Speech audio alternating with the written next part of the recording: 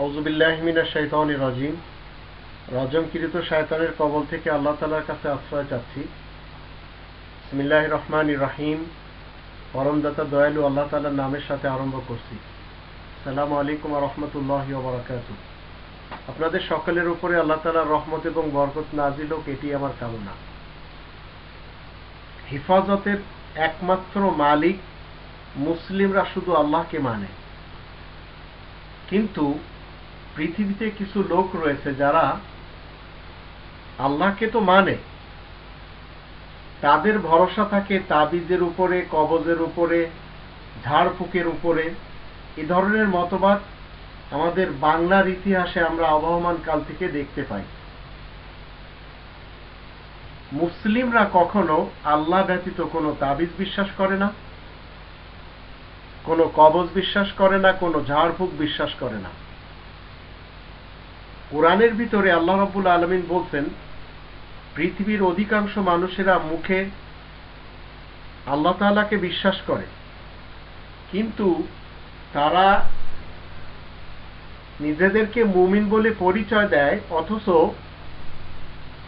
এই তাবিজ কবজ, এই ঝাড়ফুঁকের মাধ্যম দিয়ে তারা শিরিক কাজও করে থাকে।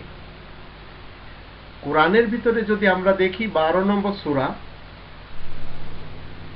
ইউসুফ এর 106 নম্বর আয়াতে আমরা দেখতে পাই, এখানে আল্লাহ তাআলা বলছেন, ওয়ামা ইউমিনু আকসারুহুম বিল্লাহি ইল্লা ওয়া হুম মুশরিকুন। অধিকাংশ মানুষেরা তো ঈমান আনে কিন্তু শিরিকের সাথে। আল্লাহ তাআলাকে বিশ্বাস করে কিন্তু সাথে শরিকও করে। তো এই ধরনের লোকদের অভাব অন্তত বাংলার জমিনে কম তা না, ভরা। এদের অভাব নেই বাংলার জমিনে। মুসলিমরা জানে নিরাপদে রাখার জন্য আল্লাহ তাআলা তার বান্দাদের জন্য সব ধরনের ব্যবস্থা করে রেখেছেন।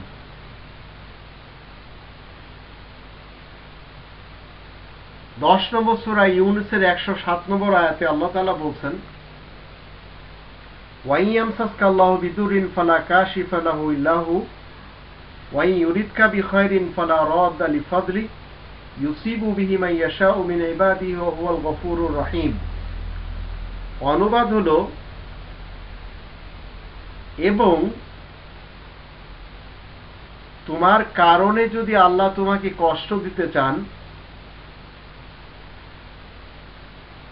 তাহলে তিনি ব্যতীত অন্য কোনো কেউ নেই যে এই কষ্ট থেকে তিনি মোচন করবেন। আর আল্লাহ যদি তোমার মঙ্গল চান, যে মঙ্গলের প্রসেসে তুমি এসেছো, তাহলে এমন কেউ নেই আল্লাহ তাআলার অনুগ্রহকে কেউ রদ করতে পারবেন। আল্লাহ তার বান্দাদের মধ্য থেকে মঙ্গল তাদেরই দান করেন যারা মঙ্গল চায়, আর তিনি ক্ষমাশীল এবং পরম দয়ালু। তো এখানে আমরা দেখতে পেলাম আল্লাহ তাআলা বলছেন, একটি মানুষ যদি শান্তির প্রসেসে আসতে পারে, তাহলে সে কখনো অশান্তি দেখবে না। আবার 13 নম্বর সূরা এর 11 নম্বর আয়াতে যদি আমরা দেখি, তাহলে এখানে আমরা দেখতে পাই আল্লাহ বলছেন, লাহু মুআক্কিবাতুম মিন বাইনি ইয়াদাইহি ওয়া মিন খালফি ইয়াহফাজুনাহু মিন আমরিল্লাহ ইন্নাল্লাহা লা ইউগাইয়িরু মা বিকওমিন হাত্তা ইউগাইয়িরু মা বিআনফুসিহিম ওয়া ইযা আরাদাল্লাহু বিকওমিন সুআন ফালা মারাদ্দা লাহু ওয়া মা লাহুম মিন দুনিহি মিন ওয়াল। মানুষের জন্য তাহার সম্মুখে এবং তাহার পশ্চাতে একের পর এক প্রহরী আল্লাহ তাআলার পক্ষ থেকে থাকে। তারা আল্লাহ তাআলার আদেশে তাকে রক্ষণাবেক্ষণ করে, এবং আল্লাহ কোনো জাতির অবস্থা ততক্ষণ পর্যন্ত পরিবর্তন করবেন না যতক্ষণ জাতি নিজেদের ভাগ্যকে নিজেরা পরিবর্তন না করতে চাইবে। কোনো সম্প্রদায়ের অশালীন কাজকর্মের কারণে যদি আল্লাহ অশুভ কিছু ইচ্ছা করেন তাহলে তাহা রদ করার মতো ক্ষমতা কারণ নেই।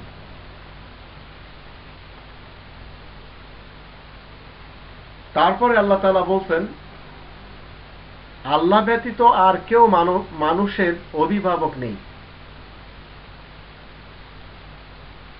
তো এই পৃথিবীতে আল্লাহ প্রত্যেকটি মানুষকে নিরাপদে রাখার জন্য যা যা ব্যবস্থা করার দরকার, তার পশ্চাতে এবং তার সম্মুখে, তার ডানে এবং তার বামে, তার উপরে এবং তার নিচে আল্লাহ নিজেই এ ব্যবস্থা করে রেখেছেন। এজন্য কোনো তাবিজের প্রয়োজন নেই, কবজের প্রয়োজন নেই, কোনো ঝাড়ফুঁকের প্রয়োজন নেই। একজন মানুষ চিরকাল অশ্লীলতা থেকে বাঁচতে পারে, তার জন্য আবার আল্লাহ তাআলা বলে দিয়েছেন 29 নম্বর সূরা আল আনকাবুতের 45 নম্বর আয়াতে আল্লাহ বলছেন, উতলু মা উহিয়া ইলাইকা মিনাল কিতাবি ওয়া আকিমিস সালাহ ইন্নাস সালাতা তানহা আনিল ফাহশাই ওয়াল মুনকার ওয়া লাযিকরুল্লাহি আকবার আল্লাহু ইয়ালামু মা তাসনাউন। তুমি আবৃত্তি করবে আল কিতাবের মধ্য থেকে যা তোমার প্রতি প্রত্যাদেশ হবে, এবং সালাত কায়েম রাখবে। নিশ্চয় সালাত সব ধরনের অশ্লীল ও মন্দ কর্মকাণ্ড থেকে তোমাকে দূরে রাখবে। আর আল্লাহ রাব্বুল আলামিনের কোরআনই হচ্ছে সবচেয়ে সেরা। আর আল্লাহ তাআলা সবকিছু জানেন যা তোমরা করে যাচ্ছ। এখন একটি মানুষ যদি নিরাপত্তার প্রসেসে আসে তাহলে তার কোনোদিন কোনো ভয়ভীতি থাকবে না। 5 ওয়াক্ত নামাজে 17 রাকাত আল্লাহ তাআলার অর্ডার যদি কেউ যেভাবে পালন করা দরকার ওইভাবে কায়েম করে এবং আদায় করে, পালন করে, তাহলে ওই লোকটা এই পৃথিবীতে কখনো ভীত থাকবে না, আতঙ্কে থাকবে না, এবং কোনো ধরনের তার তাবিজ কবজের প্রয়োজনই পড়বে না। এমনকি কোনো ঝাড়ফুঁকের তার দরকারই পড়বে না তার জীবনে। সব ধরনের অশ্লীলতা থেকে, সব ধরনের অপকর্ম থেকে এই নামাজের কারণে সে দূরে থাকবে। জাতি যখন খারাপ হয় তখন এই জাতির উপরে জালেম এবং দুর্নীতিবাজ শাসক চেপে বসে, এটা সবারই জানা পৃথিবীতে। আর সেখানে কোনো ধরনের তাবিজ কবজ দোয়া দুরুদে লাভ হয় না, কারণ জালিম শাসককে যারা বসায়, যাদের সাপোর্টে জালিম শাসক বসে যায়, তার নিয়ন্ত্রণে কোনো মানুষ আর শান্তিতে থাকতে পারে না। ক্রমান্বয়ে জাতির সবাই ধ্বংসের কূপে পতিত হয়ে যায়, এবং সেই জাতি কি করে? মুখে আল্লাহ তাআলার নাম নেয়, কর্মে তাদের ইবলিসি এবং শয়তানি চরিত্র থাকে। তাই আল্লাহ বলেন, ওয়া মা ইউমিনু আকসারুহুম বিল্লাহি ইল্লা হুম মুশরিকুন। অধিকাংশরা তো আল্লাহকে বিশ্বাস করে কিন্তু শিরিকের সাথে। তো হিফাজতের মালিক আল্লাহ। কোনো তাবিজ কবজ কোনো ধরনের কাজে আসবে না, এটা আমাদের জানতে হবে। মুসলিমরা এটা জানে। কোনো ঝাড়ফুঁক কাজে আসবে না, কোনো দোয়া দুরুদ কাজে আসবে না যদি প্রসেসে না আসা যায়। একজন মানুষ যদি চুরি করে আর সে যদি আল্লাহকে বলে, আল্লাহ আমি চুরি করতে যাচ্ছি, তুমি আমাকে বাঁচাইও, আর একজন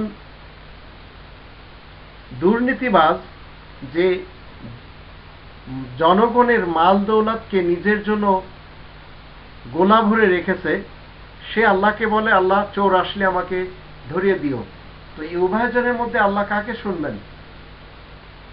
দুইজনের প্রসেস ঠিক না, সেহেতু দুইজন আল্লাহ তাআলার রহমত থেকে মায়ুস থাকে।